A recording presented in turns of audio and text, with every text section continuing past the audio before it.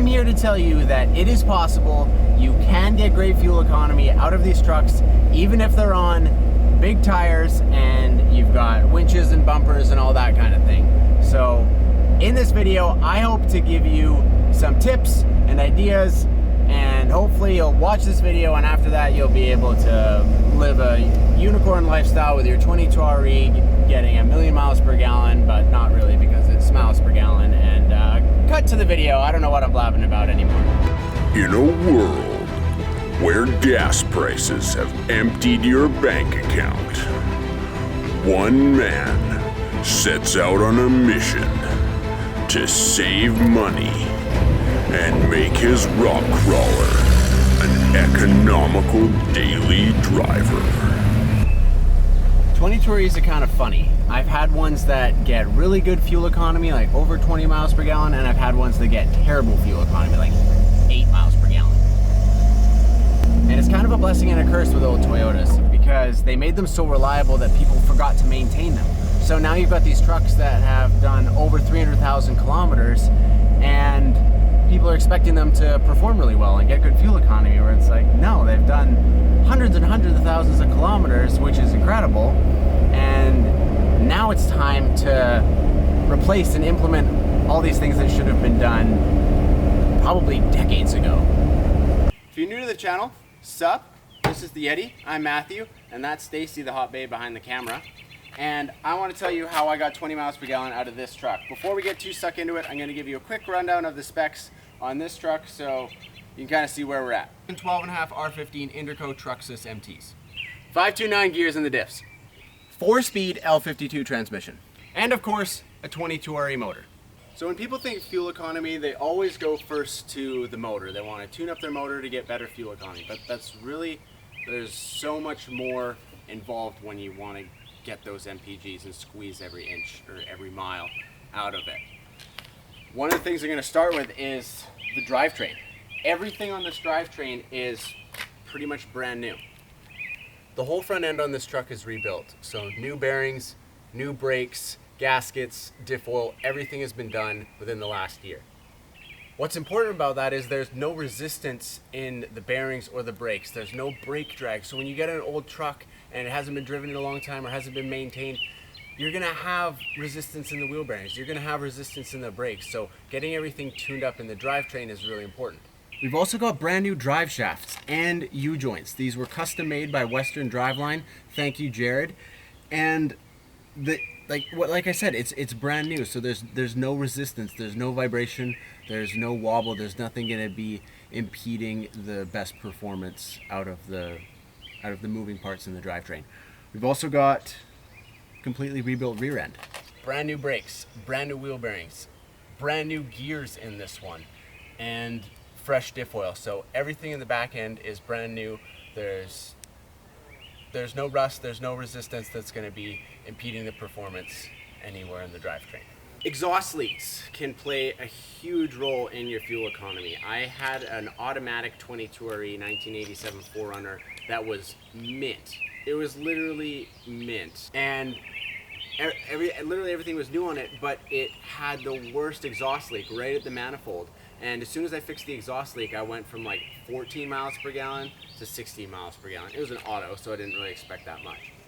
So fix your exhaust leaks. This truck doesn't have anything fancy. It's got an old Hedman header and a custom 2.5-inch exhaust with a MagnaFlow and a stainless tip that I made. There's nothing fancy, but there's no leaks. It's a gas motor and they love back pressure. So putting the tailpipe on your truck, not having the exhaust cut off of the cab, is gonna help your performance and your fuel economy. I know it may seem kind of big and cumbersome, but it's actually pretty light. Pickup trucks in general are lighter than SUVs. These bumpers are really not that heavy. This bumper probably only weighs 50 or 60 pounds plus the winch. I got the lightest 37-inch tires that I could find. There's really nothing weighing the box down. So as far as weight, this truck is really not that heavy as is. 529 gears in the diffs have my speedo bang on, which I was a little surprised by. I thought it was going to be over, but I mapped it on a GPS and the speedo is bang on. So if you've done all these things and you're still kind of wondering why your truck doesn't get good fuel economy, I'm going to rapid fire through a bunch of different things that I replaced and I optimized that helped the performance in this truck. the Egr Delete. There's a lot of controversy on this, people saying that it shouldn't impede performance, but you're literally taking your exhaust gas and recirculating it back through your intake and clogging your intake port. So you want clean air in your motor. Clean air is going to make your motor run better. So I deleted my EGR and I gained more fuel economy. That was one of the first things I did that took my fuel economy from about 230 kilometers to a tank to about 260 kilometers to a tank. Airflow meter, so you can pop this guy off and make sure the flap inside is opening and retracting. You can literally just do a finger test, or if you want to get in depth, go onto the 4crawler.com website. I'll link it into the description, and do his full test on your airflow meter. Cold start injector and coolant temperature sensor. If your cold start injector is stuck on, you're literally going to be dumping extra fuel and you're going to be burning fuel and your truck's going to be running rich. Something else to keep in mind, this truck, this motor, only has 249,000 kilometers and it came from a two-wheel drive automatic pickup truck. So it wasn't in a crawler, it wasn't beat on, and it didn't really live a hard life. The coolant temperature sensor does exactly what it sounds like it does. And if it thinks that your motor is always cold, it's gonna keep dumping fuel.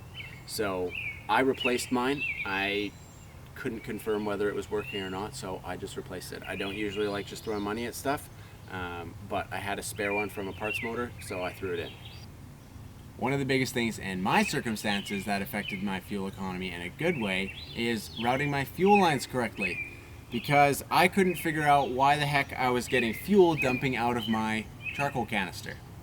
And I looked under the hood and I compared it to the diagrams and other trucks, and all my fuel lines up here looked like they were routed correctly. But when I did the cab swap, I realized that my vapor line and my return line were switched. So I was getting fuel coming back up into my charcoal canister and it was dumping out the bottom. So I was literally losing fuel out of the truck, which is not only super dangerous to have fuel dripping out, it also completely ruined my fuel economy. Seafoam in the liquid and the spray. I've used this for years. I'm a true advocate of this stuff. I put it in a 22R carburetor once that was having terrible cold starts and idle, sprayed an entire can of it while holding the throttle up just as they recommended, and the next day it ran like a dream and never had issues starting again. I put the liquid stuff in my crankcase and I also put it into the fuel. So read the directions on the back. This is an awesome product. It's literally just refined petroleum, so it's just refined gas, so you can't hurt your motor. And I use this every time I get a new truck, and I use it periodically throughout the year. Awesome product. Try it out. I changed my oil in this truck. I wanted to get it honey clean. So after I had drained out all the dirty oil, I kept dumping in fresh oil until it ran clean. So now every time I check my oil, it looks like honey. Another thing is I really don't drive fast. On the highway, I'm doing like 100 kilometers an hour, which is in between 60 and 65 miles an hour. And on the last trip when I got 20 miles per gallon, I was pretty much on the highway on flat ground the entire time. So it was optimal circumstances to get the best fuel economy. Changing your oil, checking your air filter, those should all be pretty standard items as well. Tire pressure. Every time I'm finished wheeling, I air my tires back up to 25 PSI. If you've got low tire pressure or uneven tire pressure, it's going to affect your fuel economy. So keep them pumped up. Don't overinflate them or you'll wear your tires in a weird way. I rock 25 PSI on the highway. O2 sensors. This can be a big one.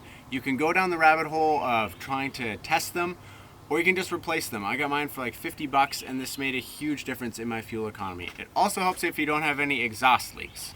I think the basic tune-up stuff is perhaps a bit of a no-brainer. You know, distributor caps, spark plug wires, rotor, those are all good things that should be part of your regular maintenance list if you haven't done them already.